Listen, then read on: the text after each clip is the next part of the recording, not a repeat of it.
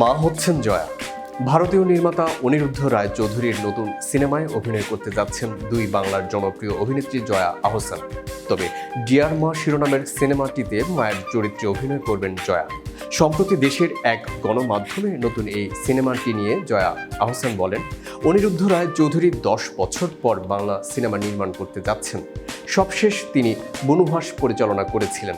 তার পরিচালনায় হিন্দি সিনেমা করক সিং সিনেমার কাজ করেছি, এবার বাংলা সিনেমায় কাজ করব। তিনি আরও বলেন, এখন প্রচণ্ড গরম, শুটিং শুরুর আগে চরিত্রটি নিয়ে প্রস্তুতির কাজ চলছে, স্ক্রিপ্ট পড়েছি, নিজেরা আলোচনা করছি, আশা করছি ভালো কিছু হবে।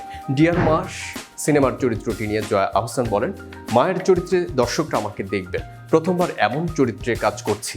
মা সন্তানের গল্প, মা সন্তানের সম্পর্কের গল্প, দর্শকরা একটি সুন্দর সম্পর্কের গল্প দেখবেন এই সিনেমায়। সিনেমাটিতে অন্যতম প্রধান চরিত্রে আমার কাজ করা। এতক্ষণ বার্তা বৈঠকের সঙ্গে থাকবার জন্য অসংখ্য ধন্যবাদ। নতুন নতুন সংবাদ ও তথ্য পেতে বার্তা বৈঠকের ইউটিউব চ্যানেল ও ফেসবুক পেজের সাথে যুক্ত থাকুন।